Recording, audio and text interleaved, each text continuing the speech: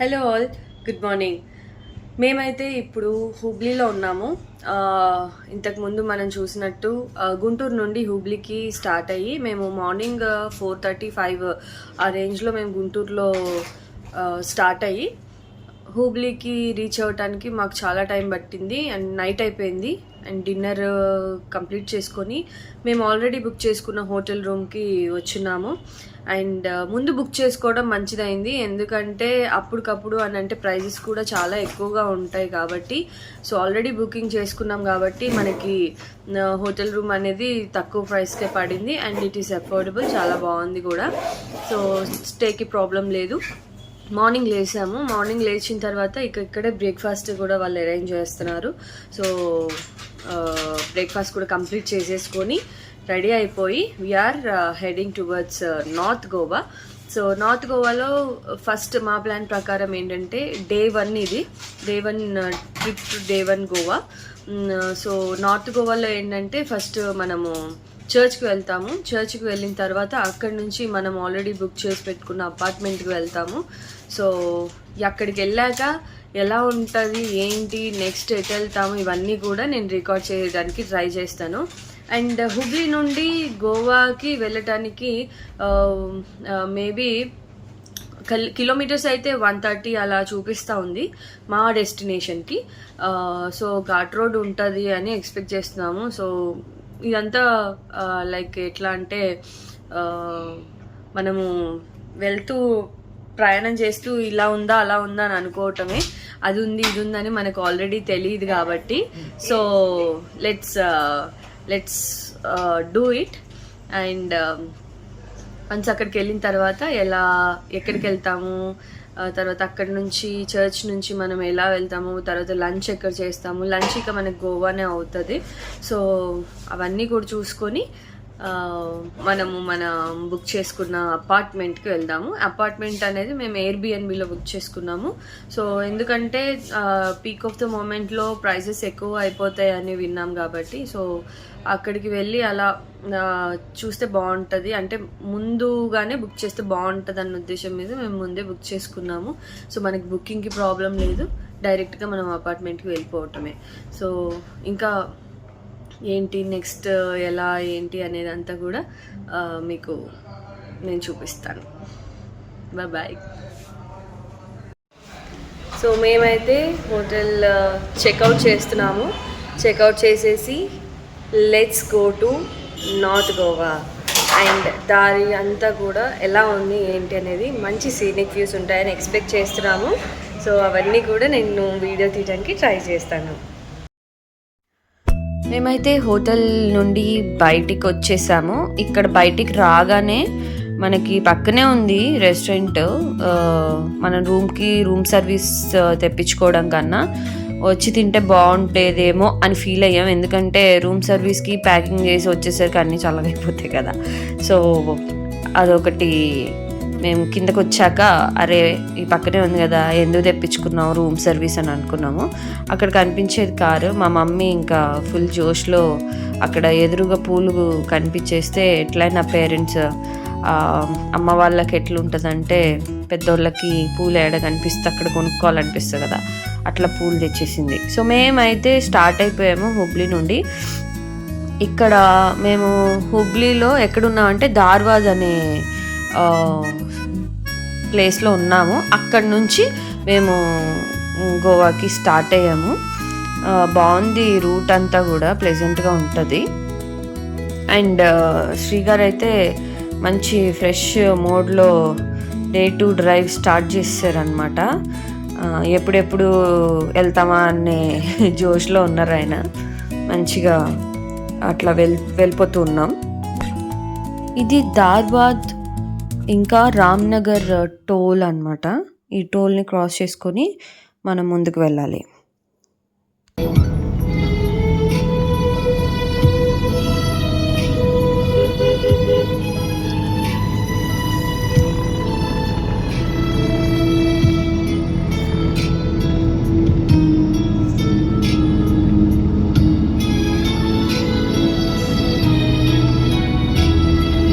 కుమ్మరి ఓ కుమ్మరి జగదుత్పత్తిదారి జీగటమన్నైనా నా వంక చల్లగా చూడుమయ్యా చల్లగా చూడుమయ్యా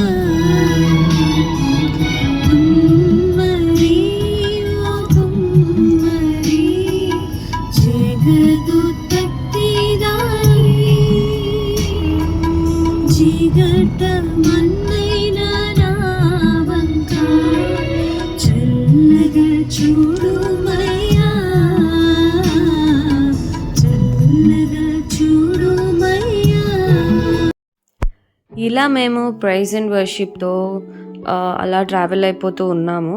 మేము కొంత దూరం వెళ్ళిన తర్వాత ఇలా మేము ఒక ఘాట్ రోడ్ చూసామన్నమాట. ఇది అంత పెద్ద ఘాట్ కాదు, but it looks like ghat only.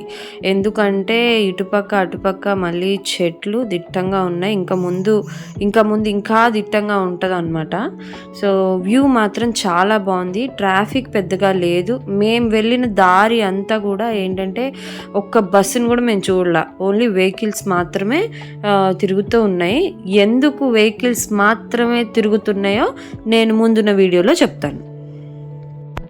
ఇక్కడ వ్యూ బాగుందని చెప్పేసి మేము ఏం చేసామంటే కాసేపు అలా అంటే ఎక్కువసేపు కాదు, ఒక 2 minutes or 5 minutes అనుకోండి, 5 minutes కార్ పక్క కాపుకొని ఇక్కడ కొంచెం ఒక చిన్న ఫోటోషూట్లా ప్లాన్ చేసుకొని మెమరబుల్గా ఉంటుందని ఫొటోస్ దిగామన్నమాట. నేను ఇందాక చెప్పా కదా ఓన్లీ ప్రైవేట్ వెహికల్స్ మాత్రమే తిరుగుతాయి, బస్సెస్ ఏమీ మేము చూడలేదని. అది ఎందుకు అలా ఉందో మీకు ఇప్పుడు కనిపిస్తుంది. రోడ్డే బాలేదురా, అసలు ఈ రోడ్డు ఎలా ఉందంటే చాలా హారబుల్గా ఉంది. మేమైతే డ్రైవ్ చేసి చేసి చేసి ఇదైపోతున్నారు శ్రీ గారు. మేము అనుకున్నాము హుబ్లీలో ఉన్నప్పుడు 140 kilometers అంటే ఎందుకు 3.5 hours చూపించింది. సో ఎందుకు 140 kilometersకి 4 hours అప్రాక్సిమేట్గా చూపిస్తుంది అనుకున్నాము. బట్ ఇక్కడికి వచ్చి చూస్తే నిజంగానే ఈ రోడ్ అంతా అబ్బో చాలా హారబుల్గా ఉంది. ఇంకా ఇది కొంచెం పెద్ద కారు కాబట్టి మనకి ఏం తెలియలేదు, బట్ చిన్న కారులో వస్తే మాత్రం ఇంకంతే సంగతులు, నడులు పట్టుకోవటమే, ఇంకేం ఉండదు. అంత హారబుల్గా ఉంది రోడ్డు. అండ్ ఇక్కడ మీరు చెట్లు చూస్తున్నారా, ఇక్కడ ఏదో some construction is happening. Maybe అందుకోసమేనేమో అంతా దుమ్ము కొట్టిపోయింది. చెట్లు అయితే అసలు ఎలా ఉందంటే అంత దుమ్మే, ఆకుల చుట్టూ మొత్తం అంత దుమ్ముగా కనిపిస్తుంది. అందుకే గ్రీన్గా కాకుండా బ్రౌన్ గ్రీన్ కలిపి కనిపిస్తుంది కలర్. కానీ ఒక్కసారి వర్షం పడి ఆ చెట్లకున్న దుమ్మంతా పోయిందంటే నిజంగా ఎంతో స్వచ్ఛమైన కలర్ మనం చూడొచ్చు. సో ఈ చెట్లన్నీ నాకు తెలిసి ఆ వర్షం ఎప్పుడు పడుతుందా అని ఎదురు చూస్తున్నాయేమో అనిపిస్తుంది నాకు. హోప్ఫుల్లీ వర్షం పడితే మాత్రం నిజంగా చాలా బ్యూటిఫుల్గా ఉంటుంది. ఈ పక్కన చెట్లు కానీ వే కానీ అంతా కూడా. సో వర్షం పడాలని కోరుకోవటం ఇంకంతే.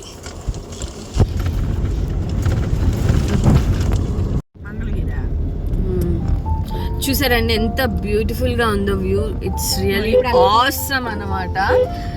యాక్చువల్గా ఏంటంటే మేము ఐటనరీ చేసుకునేటప్పుడు చాలా జాగ్రత్తగా అన్నీ చూసుకొని చేసుకున్నాము. బట్ ఇక్కడికి వచ్చాక ఒక చిన్న మిస్టేక్ అన్నట్టుగా అనిపించింది. ఏంటంటే హుబ్లీ నుంచి మనం గోవాకి వెళ్ళే రూట్లోనే దూద్ సాగర్ ఉంది. సో మేము మా ఐటనరీలో దూద్ సాగర్ అనేది 3rd day ప్లాన్ చేసాము. అదొక్కటి చిన్న మిస్టేక్ అనిపించింది. బికాజ్ మేము ఎలాగో హుబ్లీ నుంచి వచ్చాం కాబట్టి ఫస్ట్ డే దూద్ సాగర్ పెట్టుకొని ఆ తర్వాత గోవాకి వెళ్ళి ఉంటే బాగుండేది. బట్ అలా జరిగిపోయింది. But it's okay. ఇది జస్ట్ ఫర్ ఇన్ఫర్మేషన్. మీరు ఒకవేళ ఎప్పుడైనా మీకు పర్సనల్గా మీరు ఐటనరీ ప్లాన్ చేసుకునేటప్పుడు హుబ్లీకి వచ్చి ఫస్ట్ డే దూద్ సాగర్ ప్లాన్ చేసుకోండి. అప్పుడు ఏమవుతుందంటే దూద్ సాగర్ నుండి మనం నార్త్ గోవాకి వెళ్ళిపోయి ఇక అటు నుంచి సౌత్ గోవాతో మనము గోవా టూర్ మొత్తం కూడా ట్రిప్ అంతా కూడా కంప్లీట్ చేయొచ్చు. యా గతుకుల రోడ్డు నుండి దాటిన తర్వాత ఒక మంచి రోడ్డు వచ్చిందండి. ఇదంతా కూడా చక్కగా ఉంది రోడ్డు, మనకి ఎక్కడ గతుకులు అలా లేవు. అండ్ తర్వాత ఇక్కడ చుట్టూ ఉన్న చెట్లు కూడా బాగున్నాయి, అంటే దుమ్ము పట్టుకుపోయి అలాగా లేవు, చాలా నీట్గా ఉన్నాయి. అండ్ మంచి పచ్చదనం కనిపిస్తుంది మనకి.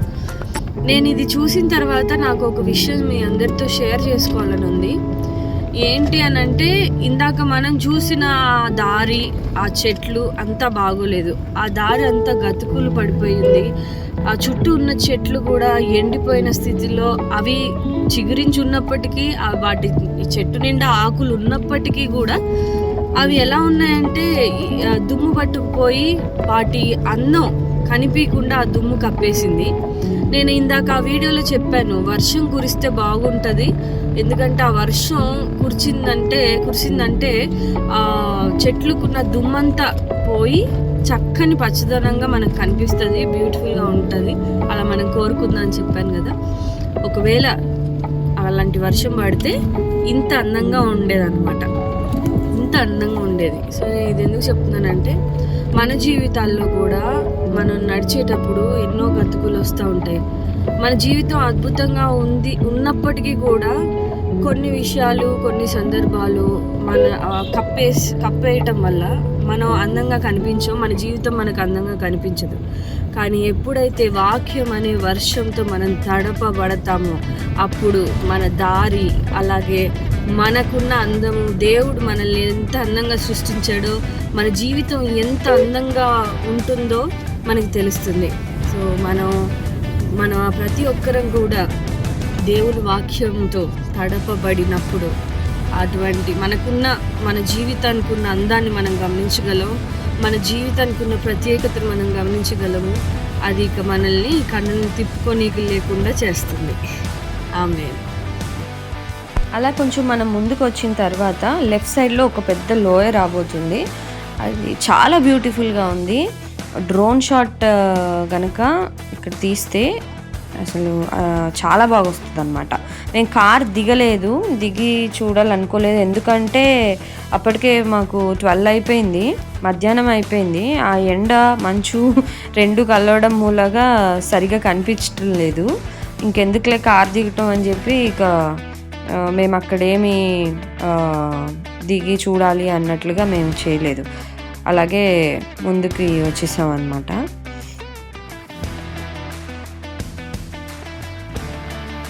అవన్నీ ఆ కొండలు, ఆ మంచు, ఎండ రెండు కలిపి వ్యూ అది. Welcome to Goa. కరెంట్లీ మనము అంతా కొండ ప్రాంతం అంతా దాటేసుకొని, ఘాట్ అంతా దాటేసుకొని మనం గోవాలోకి ఎంటర్ అయిపోయాము. ఇక్కడ చెక్ పోస్ట్ ఉంది, జస్ట్ ఫ్యామిలీనా అని చూశారు, పంపించేశారు.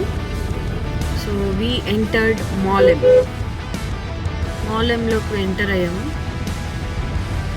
ప్యూర్ సెంటర్ అంట ఇది. సో చూద్దాం నెక్స్ట్ ఏం రాబోతుందో.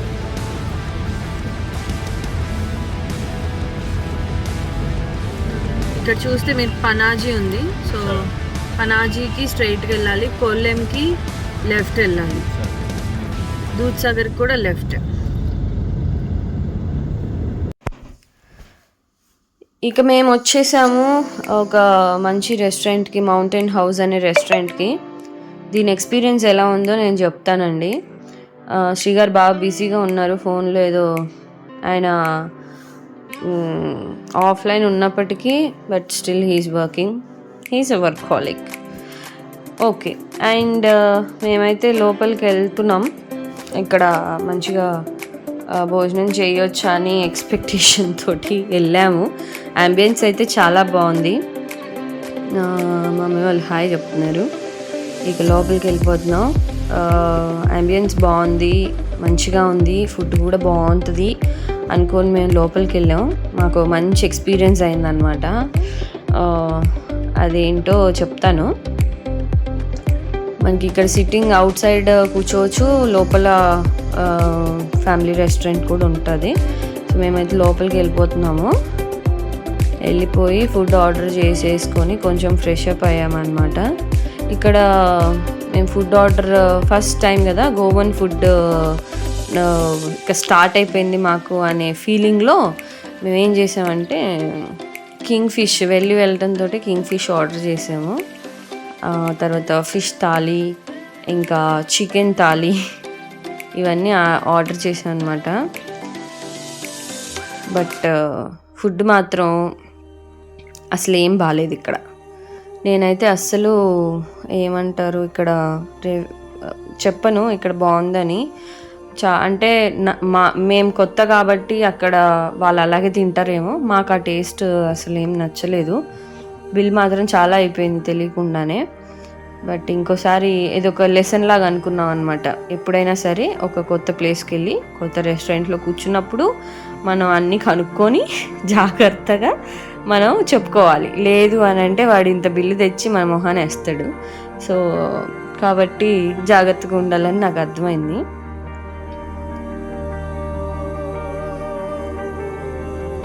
ఇది మన కింగ్ ఫిష్. తర్వాత chicken fried rice and chicken manchurian చెప్పుకున్నారు, అది ఫినిష్ చేసారు. తర్వాత ఫిష్ థాలీ అండ్ ఇంకొక థాలీ కూడా తీసుకున్నాం.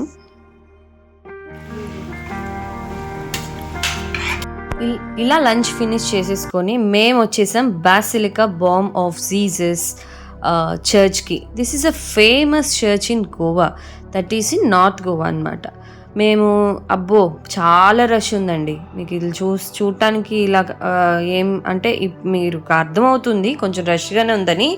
దీనికి ఒక 10 times ఉంది ఎంట్రన్స్లో. This is not an entrance, but ఇంకా చాలా ముందుకు వెళ్ళిపోయి ఎక్కడో కార్ పెట్టుకొని ఒక 1.5 kilometer నడుచుకుంటూ వచ్చామండి మేము చర్చ్లోకి.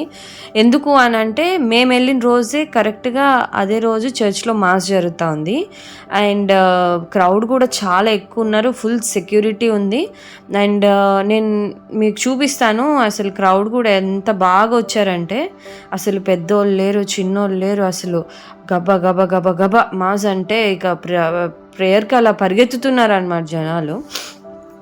నాకు అనిపించింది గోవాలో ఇంత మంది ఆరాధన చేస్తున్నారు దేవుణ్ణి అని చెప్పి అనిపించింది, ఆశ్చర్యంగా ఫీల్ అయ్యాను నేను. Of course Goa is famous for churches, but నేనైతే ఇంత మంచి క్రౌడ్ ఇంత ఇదిగా ఉంటుందని నేను ఎక్స్పెక్ట్ చేయలేదు. బట్ చూడగానే చాలా హ్యాపీగా అనిపించింది. అండ్ ఇది మన సైడ్ ఇప్పుడు ఎలా అంటే తిరునాళ్ళ అలా ఉంటుంది చూసారా, ఇప్పుడు ఎలా చేస్తారు అలాగా ఉందన్నమాట అక్కడ. అంటే ఒక ప్రోగ్రామ్ జరిగేటప్పుడు మనకి అన్ని షాప్స్ పెట్టేసి అలా ఉంటాయి కదా, సేమ్ అట్లాగే, కాకపోతే చాలా ఎక్కువగా పెట్టేశారు షాప్స్. ఇక్కడ చూడండి అద్భుతంగా జరుగుతుంది ఆరాధన. ఇది మెయిన్ చర్చ్ అనమాట. మనకి మాస్ మెయిన్ చర్చ్లో జరుగుతూ ఉంది. మీకు ఇందాక చూపించిన క్లిప్పింగ్లో ఒక చర్చ్ వెళ్ళింది కదా, అది కూడా చర్చే, but that is not a main church. ఇది మెయిన్ చర్చ్. ఇక్కడ అందరూ బిషప్స్ అందరూ కూడా మంచిగా ఆరాధన చేస్తూ ఉన్నారు. అసలు క్రౌడ్ చూసారా, చాలా పెద్ద క్రౌడ్ అనమాట. చాలా బ్లెస్డ్ అనిపించింది నాకు. అలా మేము సెక్యూరిటీని దాటుకొని మేము లోపల చర్చ్ చూడాలి అని చెప్పేసి ఇలా లోపలికి వచ్చేసాము. లోపల ఎంటర్ అయ్యాము. చూడండి ఎంతమంది జనాలు ఉన్నారో. అలాగే నిలబడి ఆరాధన చేస్తూ ఉన్నారు, కుర్చీలు లేక, కూర్చోడానికి లేక. అలాగే నుంచొని మాస్లో పాల్గొంటున్నారు చాలా సీరియస్గా. అండ్ చాలా హ్యాపీగా అనిపించింది. వెళ్ళటంతోనే దేవుణ్ణి ఆరాధించుకొని దేవుణ్ణి స్తుతించుకొని వెళ్ళటం అనేది it's a great blessing. So మేము హ్యాపీగా అట్లా లోపలికి వెళ్ళిపోయామన్నమాట. కాసేపు అక్కడ నిలబడి ప్రేయర్ చేసుకొని మేము మెయిన్ చర్చ్లోకి వెళ్ళిపోయాం. అసలు ఎంత అద్భుతంగా ఉందంటే లోపల. కాకపోతే లోపల మనం ఫొటోస్ తీసుకోలేము, వీడియోస్ తీసుకోలేము. ఓన్లీ బయట వరకు మాత్రమే we are allowed to take photos and videos, but not inside the church. కాబట్టి మేము ఇంకా అక్కడి వరకే నేను రికార్డ్ చేయగలిగాను, ఇక తర్వాత నేను రికార్డ్ చేయలేదు. బట్ ఎనీవేస్ నిజంగా I really felt very blessed to enter in this church. అక్కడ చాలా బాగుంది. అసలు నేనైతే ఎక్స్పెక్ట్ చేయలేదు ఇంత బ్యూటిఫుల్గా ఉంటుందా అని అనిపించింది. మంచి ఎక్స్పీరియన్స్ అనమాట. So I praise God. Thank you Jesus for giving us this opportunity. ఇలా మేము చర్చ్ విజిట్ చేసిన తర్వాత అక్కడ నుంచి మేము బయలుదేరాం మా డెస్టినేషన్కి. మేము బుకింగ్ చేసుకున్న అపార్ట్మెంట్ నార్త్ గోవా సియోలింలో ఉంది. అప్పటికే ఈవినింగ్ అయిపోయింది, సన్సెట్ అవుతా ఉంది. ఇది ఒక బ్రిడ్జ్ అనమాట, బ్యూటిఫుల్ వ్యూ. అసలు మీకు లెఫ్ట్ సైడ్ చూసుకుంటే అన్ని షిప్స్ కనిపిస్తాయి. దే ఆర్ నాట్ షిప్స్ కాదు, కానీ ఏం చెప్తానంటే క్రూజెస్ అంటాము. సో క్రూజెస్ ఉంటాయి, డిన్నర్ క్రూజ్లని బాగా ఫేమస్ గోవాలో. అవన్నీ మనం చూస్తాం ఇప్పుడు. అది రివర్ వస్తుంది, ఆ రివర్లో మొత్తము క్రూజెస్ ఉంటాయి అన్నమాట. సో అక్కడ ఏంటంటే కొంచెం it's most happening place and అక్కడ కొంచెం బాగా హడావుడిగా ఉంటుంది. అందుకనే మేము దాన్ని స్కిప్ చేసాం, ఎందుకంటే వీఆర్ నాట్ ఇంట్రెస్టెడ్. సో కాబట్టి మేము డిన్నర్ క్రూజ్లో మేము పార్టిసిపేట్ చేయలేదు. But we just watched while going on the bridge అనమాట. మీరు చూస్తే డిఫరెంట్ టైప్స్ ఆఫ్ క్రూజెస్ కనిపిస్తున్నాయి చూడండి. పెద్ద బోట్, చిన్న బోట్, ఇవన్నీ కనిపిస్తున్నాయి చిన్నగా ఉండి. సో మీరు కనుక ఇక్కడ చూస్తే అక్కడక్కడ బోట్స్ కనిపిస్తున్నాయి కదా. సో ఇదేంటి అంటే క్రూజెస్ అన్నమాట ఇవన్నీ. సో క్రూజెస్ నైట్ బోటింగ్ చేయటానికి. తర్వాత ఇదిగోండి ఇక్కడ ఏదో జెట్ పోతా ఉంది. సో మనకి నైట్ బఫెట్ డిన్నర్ అన్నీ కొన్ని ప్యాకేజెస్ ఇస్తారనమాట. సో ఆ ప్యాకేజ్ డిన్నర్ రాత్రిపూట లైటింగ్స్తో చాలా బాగుంటుంది. ఇక్కడ కేబుల్స్ ఉన్నాయి చూసారా, ఇక్కడ కేబుల్స్ ఉన్నాయి. సో ఈ కేబుల్స్ ఏంటి అంటే రాత్రిపూట అసలు చాలా మంచి లైటింగ్తో బ్యూటిఫుల్ వ్యూ ఉంటుంది. మనమైతే ఈరోజు రాత్రికి ఇటు రావట్లేదు, ఇటు రామ్ కూడా, ఎందుకంటే మనదంతా సియోలిం బాగా కలంగట్ అటువైపు ఉంటుంది. ఇక్కడ చూసుకుంటే ఇంకొక బ్రిడ్జ్ ఉంది, కన్స్ట్రక్షన్ జరుగుతుంది. ఎక్కడ చూసినా షాపింగ్ మాల్స్ అంతా బాగున్నాయి. ఇక్కడ గోవాలో నేను ఒకటి అబ్జర్వ్ చేసింది ఏంటంటే కొబ్బరి చెట్లు బాగా ఎక్కువ, అలాగే హౌసెస్కి స్లాబ్స్ లేవు. చాలా స్లాబ్స్ కూడా మరి స్లాబ్ వేసిన తర్వాత వాటికి పెంకులు పెట్టుకున్నారో ఏమో, కానీ అంతా కూడా ఇలా వీ షేప్లో ఉన్నాయి అన్నమాట. రివర్స్ వీ షేప్లో ఉన్నాయి హౌస్ టాప్స్ అన్నీ కూడా.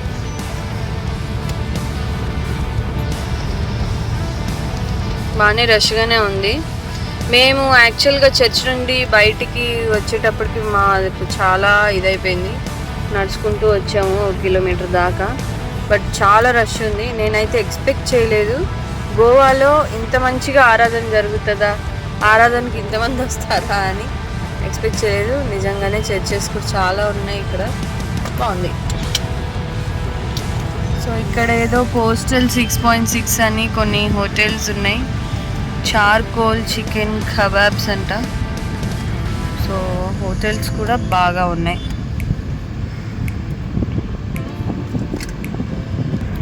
ఇంతకీ ప్లేస్ ఏంటంటే అర్పోరా, గోవా అర్పోరాలో మనకి డెస్టినేషన్ అంటే లైక్ ఉండడానికి అపార్ట్మెంట్స్ ఉంటాయి, అలాగే స్యూట్ రూమ్స్ ఉంటాయి, విల్లాస్ ఉంటాయి. అర్పోరాలో కూడా ఉంటాయి, బట్ మనం మాత్రం సియోలింలో తీసుకున్నాము, అర్పోరా కాదు. మన డెస్టినేషన్ రీచ్ అవడానికి 7.3 కిలోమీటర్స్ టు సియోలిం. చాలా బాగుంది. పైకి ఎక్కుతున్నాం ఇప్పుడు, కొండపైకి అలా ఎక్కేస్తున్నాం. ఇక్కడ ఏంటంటే గోవా మంచి ప్లేస్ కదా, లైక్ ఏమంటారు శ్రీలంక ప్లేస్ని,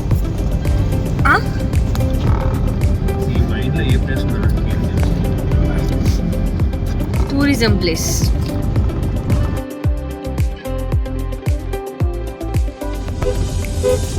We are in Goa streets now. Goa స్ట్రీట్స్లో తిరుగుతూ ఉన్నాము. ఇక్కడ ఏదో ఇక్కడ అన్నీ విల్లాస్ ఉన్నాయి బాగా, and room stays, apartment stays అన్నీ ఇక్కడే ఉంటాయి. See how beautiful the way. ఫైనల్గా మేమైతే మా డెస్టినేషన్ రీచ్ అయిపోయాం, అదే రివైరా సఫైర్. సో ఇవన్నీ విల్లాస్ అన్నమాట. విల్లాస్ అండ్ అపార్ట్మెంట్స్ ఉన్నాయి. సో మేమైతే అపార్ట్మెంట్ చూస్ చేసుకున్నాం బికాజ్ విల్లా మనం సౌత్ గోవాలో తీసుకున్నాం కాబట్టి ఇక్కడ అపార్ట్మెంట్ ఎక్స్పీరియన్స్ చేయాలని మేము అపార్ట్మెంట్ తీసుకున్నాం. మరి అపార్ట్మెంట్ ఎలా ఉంటుంది ఏంటి అనేది నెక్స్ట్ వీడియోలో చూసేద్దాం. Let's finish our car parking. Bye.